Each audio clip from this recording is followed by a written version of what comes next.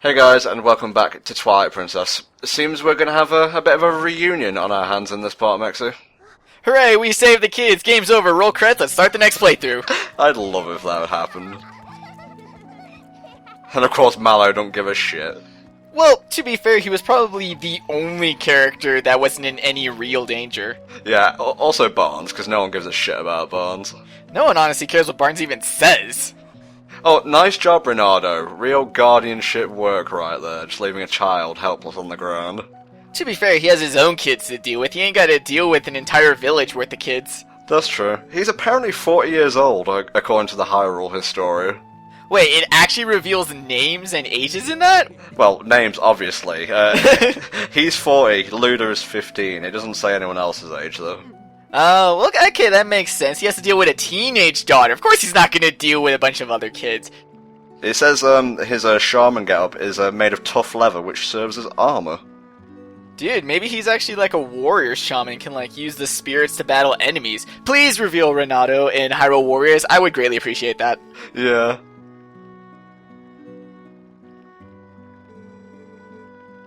So, we notice that there's only 3 people in Kakariko Village. You have Renato, his daughter Luda, and you have Barnes.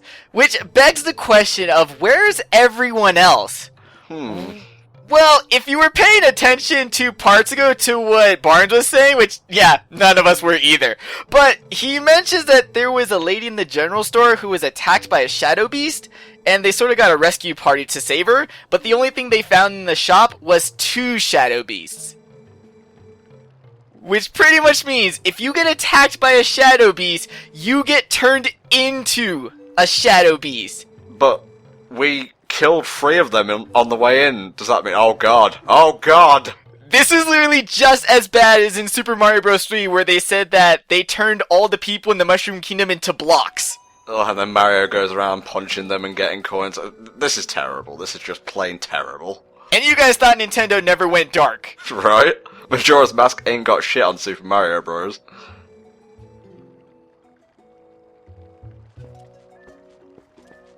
Beth, please, get out of the shot. It's Legend of Zelda, not Legend of Beth. Now is not the time for your face. This is terrifying. I like how it freezes time for everyone else, even though Ronaldo's going through, like, his talking animations. Now, Luda is very mature, as you would expect, having to grow up in these desolate wastes. You'd have to, like, grow up or die, pretty much. Yeah, which is weird. You did say that she was a teenager, and her and Beth seem to be about the same age, so that would make Beth also a teenager, but she honestly acts way less mature than even the boys. Yeah, it's like she's just at that age where she's getting into boys and whatnot, and is acting all ditzy. Oh, that stage, yeah. Oh god, didn't we blow up Barnes' storehouse? I don't think he's gonna be happy to see us. Quick, play dumb. What the hell are you talking about? That was the darkness, the Shadow Beast. Yes, what happened was the entire village turned into Shadow Beast, and they all ganged up on Barnes' house. We were nowhere near. Yes, curse them foul beasts. Definitely wasn't us. Midna, let's get out of here as fast as we can. Don't make eye contact. Where's the door? Yeah, camera angles in some of the shops are a little weird. They really needed to allocate a second thumbstick to have a camera. It was needed. I'm looking at one of Barnes' like prototype designs. It looks like he's wearing like a dynamite satchel on his chest. That's kind of odd. That just screams suicide bomber, which I don't really want in my Zelda games, thank you very much. Yeah. Anyway, let's get off of that distressing subject and go have a chat with the Gorons. You remember the Gorons from Ocarina, don't you, our friends? Yeah, but it's been a while since we've been on Death Mountain itself. Actually, Zelda 1. Holy shit, I was about to say back in Ocarina of Time, but no, we were in Death Mountain in Zelda 1. That's where Ganon was. He was in the Boob Mountains. Yeah. So it's pretty much been in all the series, so it really wouldn't be a Zelda game without Death Mountain or some sort of parallel. I think he wants to throw down. Aw, shit. Bring it, bro. I got like 4 hearts. You ain't got shit on me. I stuck the landing, though. Yeah, but I think the Russian judge is gonna give you about an 8 on that. Even in Hyrule, there's a fucking Russian judge. As you can probably tell, there's been like a distinct change in like attitude and personality from the era of Ocarina of Time. Now they're much more tribalistic, I'd say, are the Gorons. Yeah, before they felt more like naked dwarves, But at this point, yeah, they sort of... The tattoos definitely help. I mean, the original Gorons had the ruby on their shoulders, but they added a lot more on Twilight Princess Gorons. And yeah, they sort of give off a more of a brotherly tribe vibe. And it's kind of cool. Like, it definitely helps when they evolve these species. Like, instead of just making a character better, like, let's actually expound upon the culture of all these races that we've built. Yeah, I don't really understand how the Zoras evolved into birds. That's kind of a drastic evolution, but, you know, nature's fucking weird, so I'm not going to try and question it. I'm just going to keep it to myself that fish actually did turn into birds in real life, but we'll leave that for later. Yep. Man, we got to go all the way back to Ordon. If only we had a horse. Oh, man. Did you call the game development mechanic? Because here it comes. Oh, yeah. I love this piece of music. I love this cutscene as a whole, but it's missing a certain something. I know! Game-breaking glitches! Go on. Okay, so, in a speedrun, you can normally get the Master Sword very, very early, which, with the Master Sword comes the ability to switch between human and wolf at will. So, you can enter this cutscene in the daytime as a wolf, and then have Wolfling try and tame opponent, and it's amazing because they try to smash the wolf model into the human shape, and it actually causes the screen to look like it has huge cracks. Nice. It also prevents half the village from spawning, so when you're actually doing that taming scene, you can fall into the abyss.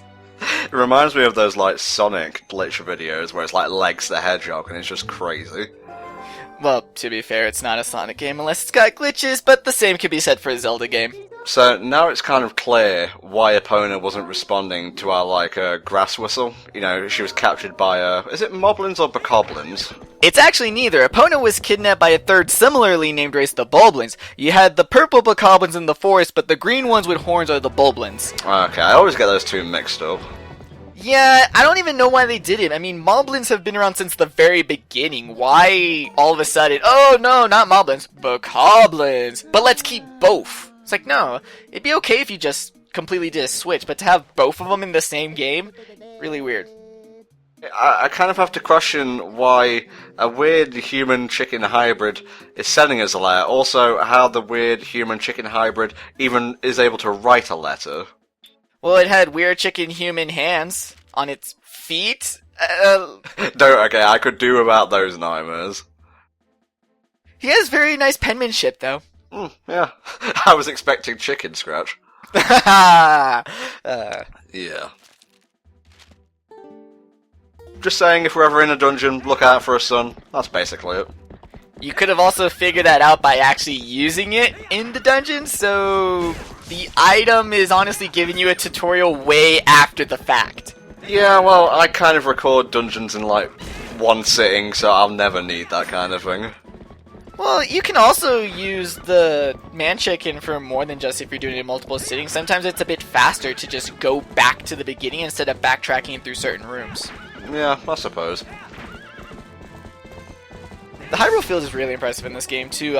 Did you know that it's about 7 times bigger than Ocarina of Time's Hyrule field? It's pretty big, yeah, but sadly not a lot going on in it, which is one of the concerns I think people have for a Zelda Wii U. You know, that it's going to be huge, like the size of, I think, Kyoto or something, but will it have enough content to kind of justify that wide area? Well, to be fair, that has always been a complaint with every Zelda game. When people talk about Ocarina of Time, oh, there's nothing to do in Hyrule Field. People talk about Wind Waker, oh, there's nothing to do in the ocean. Twilight Princess, there's nothing to do in the fields. Skyward Sword, there's nothing to do in the air. Like, that has always been a complaint with people, is that there's not enough to do in the field. So, it really seems like with Wii U, they're actually taking a lot of complaints to heart, so maybe that will be one of the chief ones that they take when they design this huge, massive area. I really hope so, man. Okay, we're just going to stop here and get a new move.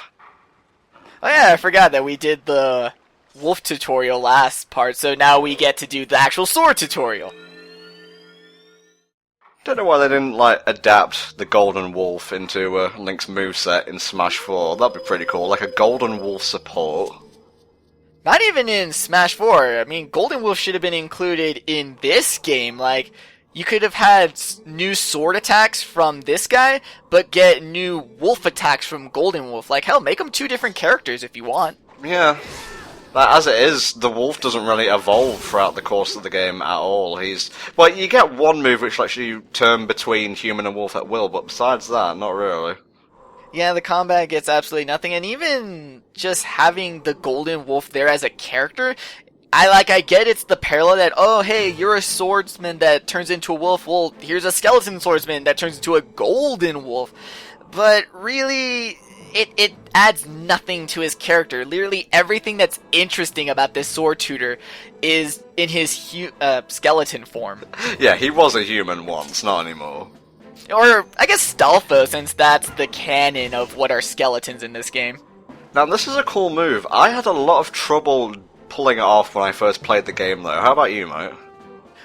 Shield Bash never really used it. To be honest, my go-to strategy was always jump slash. Oh, jump slash didn't kill you? Well, how about quick spin? Oh, that didn't work? Have an arrow to the face. I was always very concise. Like, maybe I should go back and play it, but instead of trying to be streamlining my combat, I should try and do combat as fancy as possible. Just do a fancy playthrough. Yeah, just mortal draws all the way. I'll be sure to get back to all of you guys on that once I start it. We are going to aim to get all the moves in the game, so if you're playing along with us, you'll become as fancy as us by the end of this. Well, to be fair, it's actually worth getting them. This is not a side quest with, like, stupid rewards or... Look, I consider a piece of hearts to be a stupid reward. Once you get a lot of them, they start to add up, yes, but... With this side quest, the fact that you get actual combat moves that are useful on certain enemies, it's so worth it. Epona is not impressed by my ability to shield bash, so let's just head on to the village proper. Yeah, because it would have been too difficult to just take the kids, hell, even one by one, on the horseback back to the village. No, we gotta let the mayor know. Hey, look, bro, I saw the kids. I don't have actual proof, but you gotta believe me, I totally saw them. Well, I was thinking that myself, but that would kind of raise suspicions, and it would be pretty obvious, like, by maybe the second kid, that something was going down. Yeah, because the Becomes are pulling certain patrols, so be like, oh, hey, 2 kids on a horseback. And then once he comes back and gets the other, wait a minute. And then by 3rd kid, they'd all be screwed. It's like in Lord of the Rings where they discuss, like, taking the ring to the harbour and saying, like, that route would just be, like, far too dangerous. Same basic principle. Yeah, you can compare a lot of this game to Lord of the Rings, though. And I'm sure by the end we'll have compared it at least 60,000 times. Not nearly enough. I demand more. Oh yeah, Ilia! I completely forgot about her, honestly. Yeah, your daughter, the one child probably the most important to you. I have no idea where she is. Then again, I don't know why they still have her, considering that the kids said that the Boblins, after kidnapping them, just left them in the village to die. Which begs the question, why even kidnap the kids in the first place? Yeah, why did they take Ilia, for that matter? It's not like in Wind Waker, which I won't spoil, but they were kidnapping girls for a reason. I don't really see what purpose capturing Ilia serves. Story motivation? Although, to be fair, just throwing Link in front of a giant golden spirit animal, say, hey, do a thing, that's pretty much on par with a quality Zelda setup. Yeah, and it's enough. You know, I don't really need more than that. I just like to question these things because I'm an anal retentive asshole. What's this sumo you say? I believe it's pronounced Samar. Oh my. So yeah, we're going to do a little mini-game here to win trust, because apparently we're not worthy enough for whatever it is he has stored away. No, it's not enough that I've heard it all year ago. It's your daughter totally wants to bang me. That's clearly not enough. No. In order to get your trust, we're going to have to enter this ring with no shirts. But he's lacking pants! I find it hilarious that if you actually go on the Zelda wiki, they make a note that this is chronologically the first point in the Zelda series that Link is without a shirt. Ugh. Does that really need to be noted? Really? Oh, I did not need that camera angle. Okay, do you want to explain how this works, mate? Well, it's sort of like real life sumo. It ends once you knock him off of the edge. And I guess it's sort of rock, paper, scissors that when he goes for a grab, if you want to, give him a chest slap, Yeah. Then you stun him, and then you can grab him, and then you just gotta mash to knock him out. This game is completely random. It's just like the goats. It's very annoying, and there's no real way to plan. You just gotta guess, and hopefully you guess correctly, and end up throwing Bo out of the ring. Like, the first one's pretty easy. This one's going to last a bit longer, unfortunately. I actually failed the first time because I just could not get the correct action each time. Yeah, like I said, randomness in this game is pretty brutal. I also like how at the beginning of every round there's an announcer guy. I don't know what he's saying. I don't know if he's saying something in Japanese or he's saying something that like is meant to sound in Japanese, but I do kind of like it because it's just coming out of nowhere. It's like, you know, when they show Paris, it goes do do do do do do do do, and when it shows Japan, it does that little scream thing. Basically, Yeah, the same. yeah. Haha, you have bested me in the ancient art of not sumo. Well, it's two men in a circle knocking each other out. If that's not sumo, I don't know what is. Well, Bo calls it sumo, but that's probably just translated for us non-Hylian plebs. Sorry, non-Ordonian plebs. There you go, you're learning. Alright, let's see what goodies we got in this chest. I like how the chest is right there. Like, was it necessary? I could have maybe knocked him out with my, I don't know, just throw the boomerang at him, and then just steal the chest. Love the design of the iron boots in this game. The yellow just makes it pop. It is so good. I like how they're, like, mechanical all over. Remember in Ocarina of Time, they were just regular boots, but it was sort of like a horseshoe. They just sort of stamped metal at the bottom. Yeah. This one, they're metal all over. And, of course, they carry over a gameplay mechanic from Wind Waker in that they're not gear, they're equipment. So you can just assign them to a button, and you can just easily flip them on and off. No having to go into a menu. Ocarina of Time 3D made the water temple so much more bearable and actually enjoyable to a certain extent just by doing that. Yeah, like we played through it already. That Yeah. that was in there as well. Like, I was going to bring this up, just right here, after we left the forest temple, but, you know, we were being railroaded at the time, so I thought I'd wait until we came back to the village. To ransack it of all its money? Dude, they've lost their children. Their money next? Well, they're not going to need to, you know, spend anything on these non-existent children. Yeah, to be fair, kids are pretty fucking expensive. Now they can go off and have honeymoons again. Alright, back we go. It's just a little bit of back and forth right now.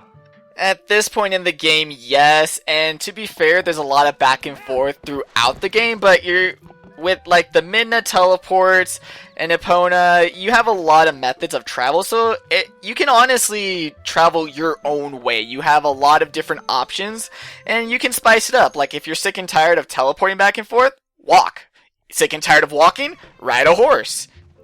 I also forgot this. You actually need the lantern to be able to get this chest at all, but it's worth going out your way if you want to get some moolah.